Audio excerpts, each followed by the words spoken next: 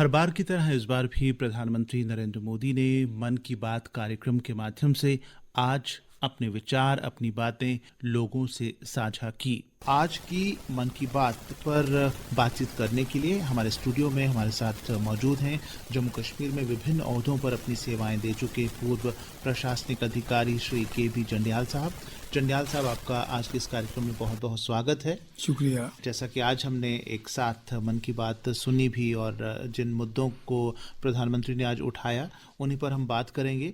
तो पहले सबसे बड़ी उन्होंने बात की कि ये जो मंच है मन की बात का, इसमें हम उन लोगों की बात करते हैं, उन्हें हाईलाइट करते हैं जो मीडिया की चकाचौंध से दूर, बिना किसी स्पॉटलाइट के ज़मीनी सतह पर काम कर रहे हैं, समाज के लिए, देश के लिए, अपने मुआशरे के लिए।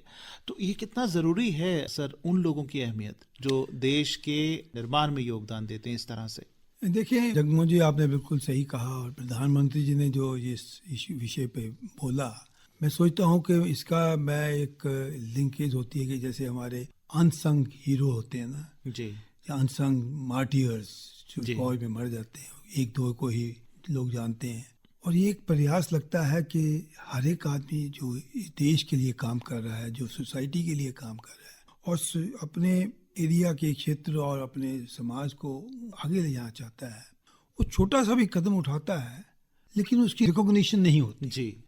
और जब प्रधानमंत्री लेवल के एक महान एक व्यक्ति उनका नाम ले और उनके काम की चर्चा करे, तो आप खुद सोचो कि वो खुद तो कितना भाग्यशाली होगा, कितने लोग उससे प्रेरित हो जाएंगे। जी जी। हर आदमी सोचेगा अगर उसने ये किया तो मैं भी तो कर सकता था। तो उसने कोई बहुत बड़ा काम तो नहीं किया, लेकिन उसने जो प्रेरणा दी हमें करके काम, वो एक मिसाल कायम कर दी है, तो हमें भी करना चाहिए। तो एक तरफ जहां प्रधानमंत्री ने उसकी रिकॉग्निशन की समाज में, और दूसरी तरफ उन्होंने दूसरे उसी लेवल के लोगों को कहा कि तुम भी कर सकते हो जी। ये कोई बड़ी बात नहीं जो वो इतना पढ़ के नहीं आया, इतना कुछ सीख के नहीं आया जी। वो साधारण आदमी था, साधारण व्यक्ति था, तो कर सकता, तो तुम क्यों नहीं कर सकते। तो ये मेरा ख्याल है कि हर नौजवान, हर व्यक्ति के दिल में एक प्रेरणा खुद ही आ जाती है। तो ये बहुत अच्छी बात जो उन्होंने की, मैं समझता हूँ कि ये हम सबको इसका पालन करना चाहिए। जंडियाल साहब, उन्होंने कोरोना और ओमिक्रॉन का जिक्र किया, जो नई चुनौतियां हमारे सामने हैं। उन्होंने एक ये कहा कि हर एक आदमी का योगदान है मिलकर, क्योंकि ऐसी चुनौतियां हम सबकी साझी चुनौतियां होती हैं। और कल ही जैसे रात को उन्होंने ऐलान कर दिया कि अब 15 से 18 साल के बच्चे जो हैं वो भी वैक्सीनेशन इसकी ले सकेंगे। कितना ज़रूरी है सर मिलकर काम करना, और ख़ास तौर पर हमारे जो फ्रंट लाइन वर्कर्स हैं, डॉक्टर्स हैं, साइंटिस्ट हैं, जो दिन रात मेहनत कर रहे हैं, जिनकी बदौलत देखिए हमने वैक्सीन बनाई और आज उसके लिए भी अप्रूवल मिल गया कल की 15 से 18 साल के बच्चे भी ले सकते हैं इस वैक्सीनेशन को। देखिए, ये कोरोना का ये वायरस हमें आया, पूरी दुनिया में आया, हमें भी इससे जूझना पड़ा। तो मेरा ख्याल है कि प्रधानमंत्री ने जो प्रेरणा दी, जो हमें हिम्मत दी, जो हमारी उन्होंने लीडरशिप दी, उसका मजा कोई मिसाल नहीं पैदा। आज भी जब रात को उन्होंने कहा तो ये एक फिर दो बातें थी कि एक तो उन्होंने कहा कि हम सब लोग मिल के काम कर रहे हैं, ये किसी एक आदमी का काम नहीं था, ये प्रधानमंत्री का खुद भी नहीं है, वो अपने लिए भी क्रेडिट नहीं लेना चाहते। 140 करोड़ लोग अगर वो खुद अपने आप को उसमें नहीं डालें और वो चीजें ना करें, जिसे हम कहते हैं कि कोरोना जो है एप्रोप्रिएट बिहेवियर जी, वो अगर हम उसका पालन ना करें तो क्या साइंटिस्ट, क्या जो लोग, जो हमारे डॉक्टर हैं, वो क्या कर लेते जी, वो तो इलाज करते जाएंगे जी।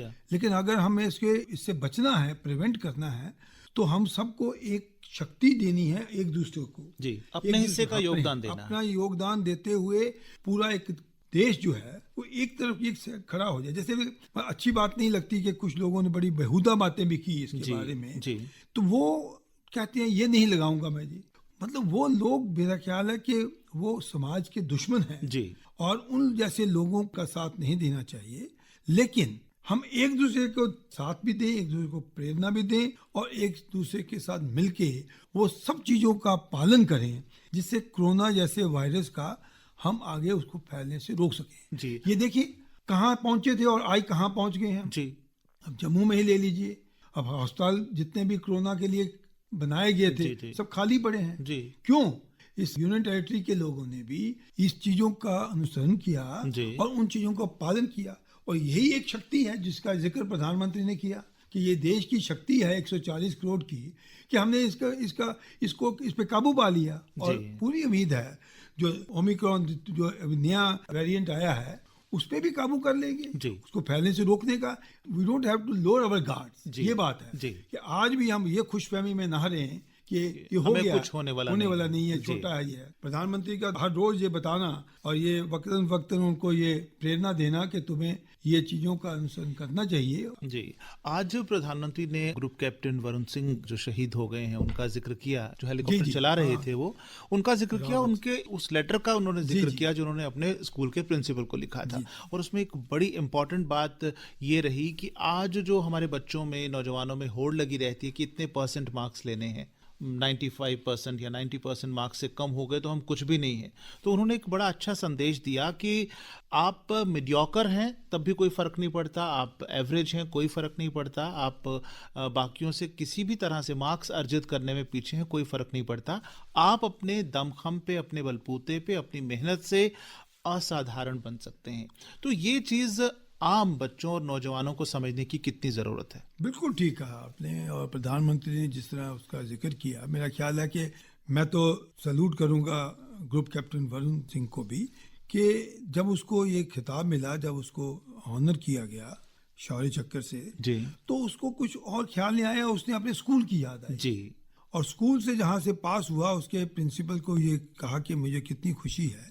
लेकिन मैं सोचता हूं कि अगर आप इसका अध्ययन करें, जो भी बड़ी बड़ी जो परीक्षाएं होती हैं, कंपटीशन होते हैं रादर, उनमें जरूरी नहीं है कि जिन्होंने 99% मार्क्स लिए होते हैं वही पास होते हैं, वही आगे आते हैं। जी। मुझे कईयों का ये ख्याल आ रहा है कि जिन्होंने सरकारी स्कूलों में शिक्षा पढ़कर। ली जी। और वो आईएएस में आए, जी। आईएएस में भी फर्स्ट पोजीशन ली। शाह फैजल जो यहाँ के थे, जी। वो सरकारी स्कूल से पढ़े थे, जी हाँ। और उन्होंने हमारे रियासत का वो होते हुए उन्होंने फर्स्ट पोजीशन ली ऑल इंडिया लेवल पर। जी। और ये मीडियोकर होना और मीडियोटिसिटी जो पे एक भावना पैदा होना, ये हर एक आदमी की प्रोग्रेस में एक अड़चन आती है। ये जो कंपटीशन या कामयाबी होती है, ये किताबें पढ़ के नहीं आती है, हिम्मत से आती है। जी। अपने आप को उस लायक बनाना है, बहुत ज्यादा हार्ड वर्क करना पड़ता है, मोटिवेशन होती है, परसुएशन होती है। सबसे पहले तो एक आपने सपना लेना होता है, जी। और फिर अपने आप को उस सपने में ढालना है कि मुझे ये करना है, और वो कर लेते हैं। जी। लक्ष्य निर्धारित लक्ष्य करना है निर्धारित हो और किस और तरह से लक्ष्य आगे बढ़ना है वो तो आपने ये डिसाइड। किसी बच्चे को भी और किसी आदमी को भी मैं कहता हूं कि उसको ये भावना से दूर रहना चाहिए कि मैं मीडियोकर। जी। ये भावना बड़ी खराब है। जंडियाल साहब, हम आज़ादी का अमृत महोत्सव मना रहे हैं, भारत की आज़ादी के 75 वर्ष जो पूरे होने वाले हैं उस सिलसिले में, तो आज इससे जुड़ी भी कुछ बातें प्रधानमंत्री ने की। एक तो ग्रीस के एक स्कूल के विद्यार्थियों ने जो वंदे मातरम गाया, और उसके साथ साथ उन्होंने लखनऊ में रहने वाले नीलेश की पोस्ट का जिक्र किया जिसमें उन्होंने ड्रोन शो की तारीफ की थी, जिसमें अलग अलग आकृतियां ड्रोन्स के माध्यम से बनाकर देश की आज़ादी के संघर्ष को उजागर किया था। तो देश की आज़ादी के संघर्ष के साथ नौजवानों को जोड़ने, हर बच्चे, बुजुर्ग, महिला, हर एक को जोड़ने के लिए क्या प्रयास किए जाने चाहिए अपने लेवल पर? जिस तरह हमने बात की कि सिर्फ सरकार का या प्रशासन का ही सब काम नहीं होता, तो अपने लेवल पर जंडियाल साहब आपसे अगर मैं पूछूं कि देश प्यार के इस जज्बे को और अधिक मजबूत करने के लिए क्या किया जाना चाहिए? देखिए, ये जब हम 75th इंडिपेंडेंस एनिवर्सरी मना रहे हैं, अमृत महोत्सव के नाम से इसे प्रधानमंत्री ने लॉन्च किया हुआ है, हर क्षेत्र में, हर एरिया में कुछ ना कुछ ऐसा होता है जो हमें गर्व से सिर ऊंचा उठाता है। जी। अगर हम अब जम्मू कश्मीर की बात कर लें और जम्मू की ही बात कर लें, हम सरकार के ऊपर निर्भर रहते हैं कि ये होना चाहिए, वो होना चाहिए। क्यों नहीं हम अपने ही क्षेत्र में कुछ ऐसे लोगों को देखें जिन्होंने उस क्षेत्र के लिए कुछ काम किया हो? जरूरी नहीं कि बहुत बड़ा काम किया हो। जी। एक तो है हमारे unsung hero, martyrs, Dogra warriors थे जैसे। जी। जी। और कुछ माँ सिवाय 2-4 वॉरियर्स के सिवाय लोगों का नाम ही नहीं पता। जी। बच्चों को नहीं पता, बड़ों को नहीं पता। तो क्यों ना अपने अपने क्षेत्र में कोई ऐसे लोग देखें और उन लोगों की गाथाएं जो हैं, उनकी जो काम किया है वो हम आगे बच्चों को दिखाएं। उसपे कोई नुक्कड़ जैसे कोई ड्रामे कर ले, जी कोई बड़ा काम नहीं है। ये एक हर एक को अगर सोचना है कि हमें ये आज़ादी का दिन, ये साल मना रहे हैं 75वां वर्ष जो है, उसमें ऐसी चीज़ें होनी चाहिए। किसी ने कोई, जैसे उन्होंने अभी लाइब्रेरी की ही बात की है कि, जी तो किसी ने कोई बड़ा ही गरीब घर से आया हुआ बच्चा, उसने बड़ा ही अच्छा काम किया हो और बड़ा एक अच्छे ओहदे पे पहुंच गया हो, जी वो भी एक प्रेरणा स्रोत बन सकता है। जी मकसद जो है, जो 75वीं सालगिरह मनाने का मकसद तो है कि आज की जो पौध है, आज की जो जनरेशन है, हमें उसको उसी मिशन मोल्ड में लाएं जी जिसमें आज़ादी के जो हमारे स्वतंत्रता सेनानी जो थे, उन्होंने जो मिशन, जो गांधी जी और जैसे उनके थे, हम भी क्यों नहीं उन बच्चों को इसी प्रेरणा में डालें ताकि देश आगे बढ़े।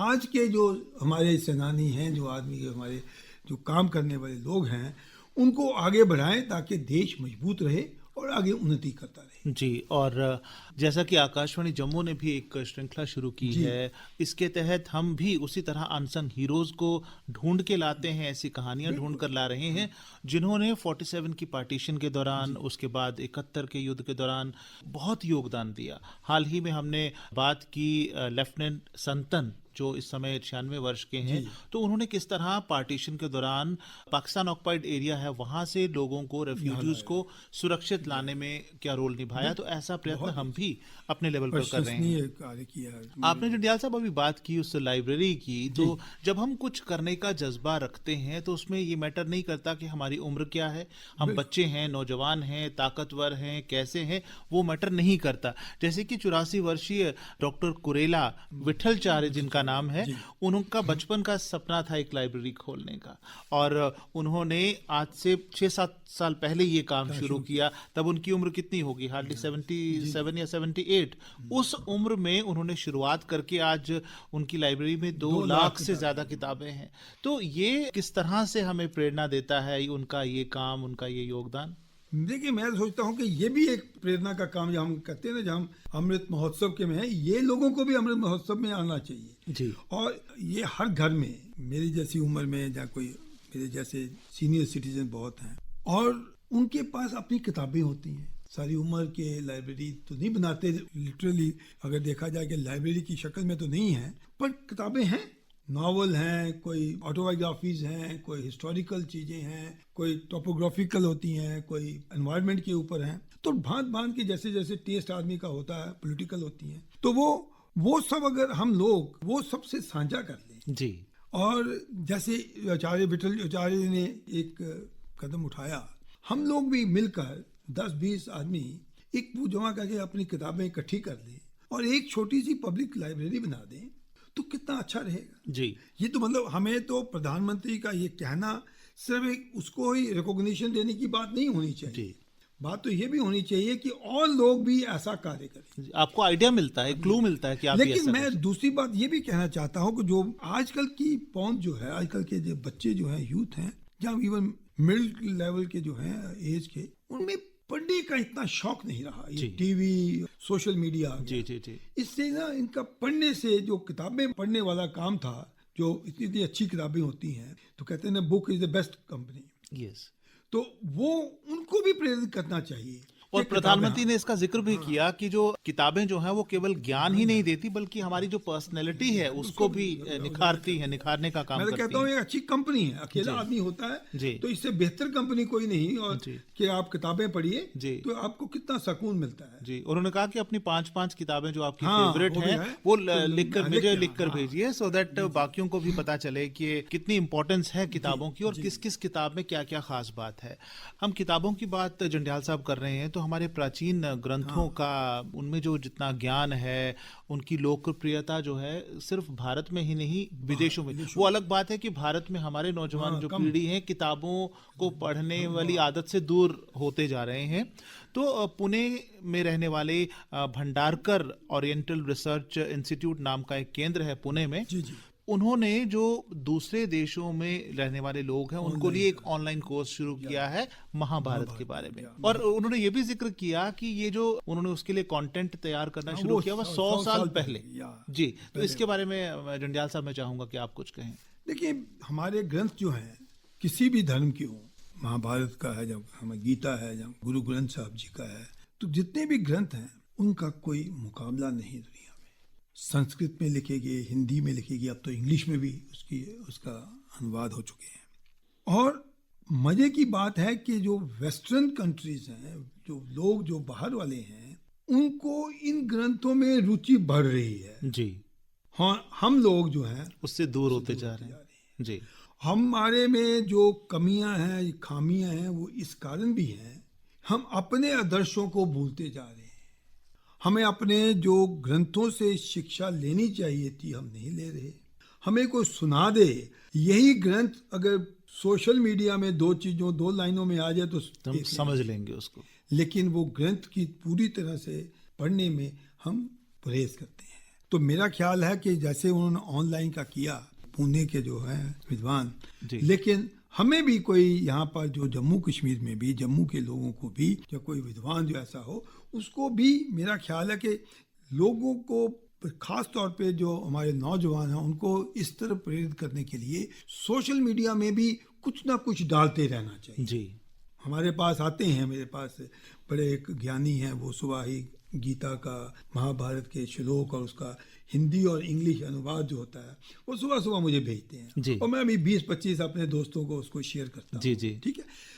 लेकिन अगर यही एक इंस्टीट्यूशनलाइज सिस्टम में सुबह लोग एक कोई बना दें और सब चीज़ों का ज्ञान दें, तो मेरा ख्याल है कि हमारे में जो क्षमता है, हमारे हर मुसीबत का जो मुकाबला करने की क्षमता है, वो बढ़ जाएगी। जी, क्योंकि गीता सब चीज़ों में यही ज्ञान है जी, कि इंसान को ये कर्म जो करने हैं उसका फल मिलता है उसी हिसाब से। जी। तो ये फिर हर चीज़ में घबराने वाली बातें जो हमें आती हैं किसी देश को, वो कम हो जाती हैं। जी, जंडियाल साहब, हम अपनी देश की और अपनी परंपराओं की बात करते हैं तो ये देश विवेकानंद का भी देश है, ये नानक का देश है, चिश्ती का देश है, ये राम का देश है, और इसी देश ने दुनिया को वो मूल मंत्र दिया है जो दुनिया की हर मुसीबत का इलाज है। हम देखिए वसुधैव कुटुंबकम की बात करते हैं, पूरी दुनिया को हम एक परिवार मानते हैं, और देखिए कितनी छोटी सी बात है लेकिन कितनी व्यापक और बड़ी है कि अगर हम पूरे संसार को, पूरी दुनिया को अपना परिवार, अपना भाई मानेंगे तो किसी के साथ कोई किसी भी तरह के इख्तलाफात जो है नहीं होंगे और कोई मतभेद नहीं होगा, कोई लड़ाई झगड़ा नहीं होगी। देखिए, इसमें मैं यही आपने कहा ना, हमारी प्राचीन सभ्यता, आज ये कोरोना वायरस में पूरे विश्व ने एक चीज का अनुसरण किया, क्या? नमस्ते।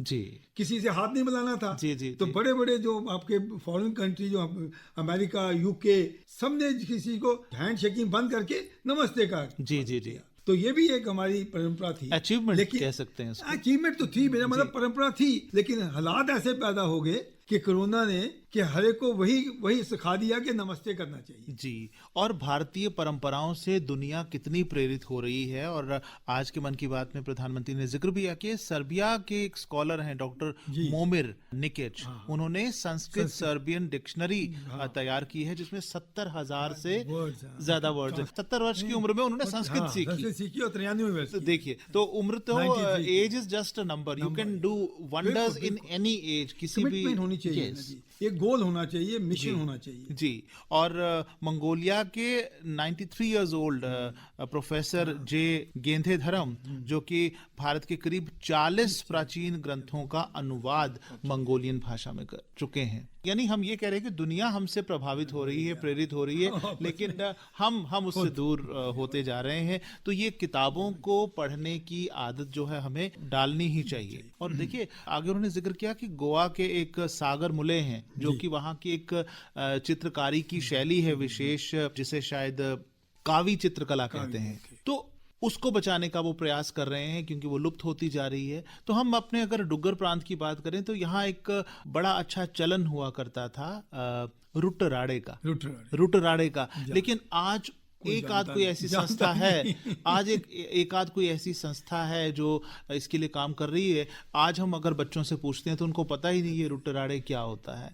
तो इस तरह से हमारी जो मकामी परंपराएं हैं सर, उसके साथ नौजवानों को जोड़ने के लिए बहुत आप क्या संदेश देना चाहेंगे? देखिए, मैं वही कहता हूँ कि जो हमारे रूट्स हैं, जो हमारे परंपराएं हैं, उसके साथ बच्चों को जोड़ना बहुत ही जरूरी है। चाहे आप ये हमारे टेक्स्ट बुक में डालें, जी चाहे स्कूल के टीचर उनको बताएं, कोई प्रोग्राम करें जिससे बच्चों को पता चले कि हमारे संस्कार क्या थे, हमारी प्राचीन चीजें क्या थी, हमारी कोई भी चीज जो है, मेरा ख्याल है कि पिछले जमाने में बची नहीं होगी जी जो आज की समस्याओं का हल दे सके। जी चाहे वो हमारे कला हो, आप देखिए कला के भी देखा जाए, जो बॉलियां होती थी जी उसके बाहर वो लगा पत्थरों पे चित्रकारी होती, जी जी जी तो उस जमाने की चीजें आज ना बॉलियां नजर आती हैं, ना वो चीजें नजर आती हैं जी। पत्थरों पे। लेकिन इन चीजों को दोबारा रिवाइव करने के लिए हमें स्कूलों से ही शुरू करना चाहिए, जी ताकि बच्चों को शुरू से ही पता लगे कि ये चीजें थी, आज नहीं है, पाखा है, जी वो भी नहीं, किसी को पता नहीं। जी। ठीक है ना? गायन की शैली गायन है, शैली थी, कारकें थी, पाखें बहुत थी। चीजें ऐसी चीजें जो हैं, तो वो बच्चों पर पहुंचाने की बहुत जरूरी है। और मेरा ख्याल है कि जो हमारे अध्यापक हैं, या हमारे जो एजुकेशन विभागों में लगे हुए हैं, उनको इस तरफ भी थोड़ा सा तवज्जो देनी चाहिए। जी, और उसके अलावा हम अपने व्यंजनों की बात कर रहे हैं, हाँ, शादियों के जो हाँ। रीति रिवाज होते थे उनसे हम दूर। आज देखिए शादियां होती हैं तो सब कुछ रेडीमेड, एक किसी रिजॉर्ट में हम लोग चले जाते हैं तो वहां पर जो इवेंट मैनेजर हैं वो सब इंतजाम करके दे देते हैं और हम सिर्फ एक कपड़े पहनकर गेस्ट की तरह वहां पर अपीयर हो जाते हैं। लेकिन जो पुरानी परंपराएं थी शादियों की, शादी के लिए दूल्हे को तैयार करना, बिल्कुल। दुल्हन को तैयार करना, उसके लिए बारात जाने के बाद पीछे जो जागरण होता था, वो कितनी अच्छी चीजें थी। अपनी परंपराओं को बचाना भी एक देश सेवा है, क्योंकि हमारी अपनी संस्कृति जो है। बिल्कुल आपने दुरुस्त कहा, जी। ये पर बहुत जोर देना चाहिए हम सबको। जी,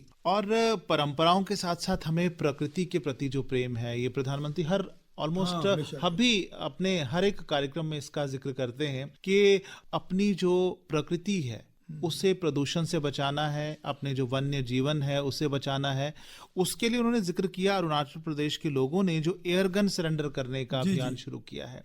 यानी आप ये देख सकते हैं कि लोगों के मन में ये भावना जाग चुकी है कि हमने पक्षियों को बचाना है, उन्हें मारना नहीं है अपने शौक के लिए। बिल्कुल। जी सर। नहीं, उसमें तो देखिए इस चीज़ों का तो अच्छी बात तो ये है कि जम्मू में इस चीज़ों की बीमारी हमें नहीं पड़ी, पक्षियों को मारने वाली या ऐसी चीज़ों की। लेकिन कई जगह पर हम ये शिकारगाह में शिकार करने जरूर जाया करते थे, लेकिन अब हालात इस कदर हो गए हैं कि एनिमल्स हैं, जानवर हैं, वही खत्म होते जा जी, रहे हैं, जी। नजर ही नहीं आते जी। हैं।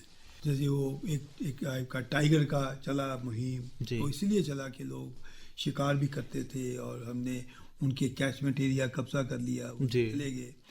तो ये सब चीज़ें जो इसका पूरे हमारे एनवायरनमेंट में असर होता है। तो ये हमारे कितने ही एक पंछी जो हैं वर्ल्ड के, यहाँ साइबेरिया के आते हैं, जी, घराना घराना वेटलैंड है वेटलैंड हमारे है। यहाँ। जी तो वहाँ पर आते हैं। अब तो अच्छी बात यह है कि उसको सरकार ने डेवलप उसे डेवलप किया किया जा जा रहा रहा है, सड़क नहीं बनाई जा रही है, बहुत अच्छी तरीके से उसको बनाया जा रहा है। पहले तो होता था, तो वो चीज़ें को प्रिजर्व करना, अब इनका आप देखो कईयों को ये एक रुचि होनी चाहिए कि एनिमल लवर, बर्ड लवर, इस तरह की ना, तो यहाँ पर भी एक बच्चों में ये कैसे आदत विकसित करनी चाहिए। जी तो ये मेरा ख्याल है कि प्रधानमंत्री का ये मैसेज जो है, ये जगह जगह पर ये जो है बच्चों को और लोगों को प्रेरणा देगा कि वो भी कुछ ऐसा चीजें करें एनवायरनमेंट के लिए, और साथ में कुछ बुरी चीजें हैं उसको छोड़ दें। जी।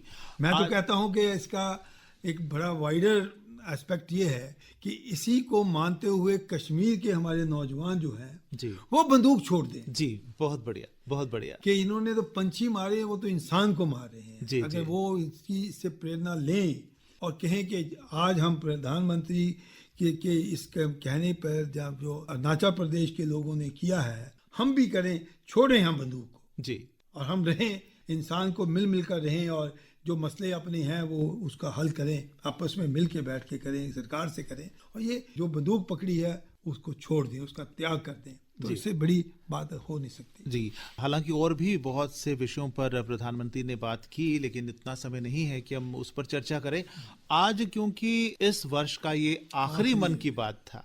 तो साल भर हमने 12 महीने के अंदर अंदर 12 मन की बातों में बहुत सारी बातें सीखी और सुनी और सीखी, और उन पर अमल भी हमें करना चाहिए। एक उन्होंने बात बड़ी अच्छी की, कन और छन को, ना तो कन को गवाओ ना छन को गवाओ जी, ड्रीम हाई पर अपना गोल रखो जी, और कोई चीज एक ना तो एक समय को गवाओ और ना रिसोर्स को गवाओ, जी, जी, जी, और उसके देश के लिए प्रेरित हो जाओ। तो मेरा ख्याल है ये उनका लास्ट जो उन्होंने बनाया कन और छन की बात मुझे बड़ी अच्छी लगी। जी, और एक एक कण जो है अपने आप में महत्वपूर्ण होता है। हम ये नहीं कह सकते कि ये चीज़ ज़्यादा हर एक का ज़रूरी है, बिल्कुल। हर एक का अपना रोल होता है, और वक्त भी है, उसका भी एक एक पल की कीमत होती है। तो उसका अगर हम ध्यान रखें, उन साधन का चीज़ों भी को रखें ध्यान में ज़रा। रखें, तो ये जो देश और दुनिया के सामने जो समस्याएं हैं वो ख़त्म हो जाएंगी। और देखिए, हमें एक्सपीरियंस से भी सीखना है। जंडियाल साहब, देखिए कोरोना आया, एक बहुत भयानक बीमारी महामारी थी, दुनिया में लाखों लोगों की जान इससे चली गई। लेकिन अगर हम सीखना चाहें तो ये भी सीख सकते हैं कि कोरोना काल में जब लॉकडाउन हुआ, यानी जब इंसान सड़कों पर जाकर शोर शराबा करता था, तो हमें अपने इर्द गिर्द पशु पक्षी नहीं मिलते थे। लेकिन आज देखिए, मैं आपको अपना बताऊंगा, मैंने अपने घर में घोंसले बनाए हैं, तो वहाँ चिड़िया, गोरैया और चिड़िया आती हैं वहां पर। तो हमें सीखना है कि हमारी ही गलतियां हैं जिनकी वजह से तबाही हो रही है, चाहे वो वातावरण की हो, चाहे वो पर्यावरण की हो। तो आज कार्यक्रम के आखिर में, साल के अंत में, आप क्या संदेश हमारे सुनने वालों को देना चाहेंगे? देखिए जी, अब तो एक तो नया साल सबको मुबारक हो, प्रधानमंत्री जी ने भी कहा। मेरा ख्याल है कि प्रधानमंत्री जी ने जो विचार रखे, अगर उनका सम टोटल देखा जाए, वो हर एक आदमी को एक ड्रीम रखना चाहिए, पर्सनल नहीं, जाति नहीं, क्षेत्र का, समाज का। मैं इस समाज के लिए क्या कर सकता हूँ जी, 2022 में, मैं इस क्षेत्र में किन को प्रेरित करूं, किन का साथ लूं, और ये एक रेजोल्यूशन अपना दिल में रखा कि मैं ये चीज कैसे। सफाई की बात ले लें, जी हाँ, स्वच्छता की बात ले लें, वो सबसे आसान बात है, लेकिन देखने में देखो प्रधानमंत्री इतना कुछ कहते हैं, इतना कुछ खर्च कर रहे हैं। जी, प्रधानमंत्री का ये मुझे एक सेंटेंस बड़ा अच्छा लगा, स्वच्छता की एक की तरफ एक और कदम। जी, तो एक कदम की स्वच्छता जगह की ओर करें हम सब अपने में, और अपने अपने क्षेत्र को सुंदर बनाएं, अच्छा बनाने की कोशिश करें, किसी के साथ वैर ना करें, और अमन और हार्मनी के साथ रहें। हमारी मानवता के लिए एक बहुत बड़ा एक कदम होगा। जंडियाल साहब, आप हमारे श्रोताओं के लिए, हमारे इस कार्यक्रम के लिए अपना कीमती वक्त निकालकर हमारे स्टूडियो में आए, आपका बहुत बहुत शुक्रिया। धन्यवाद।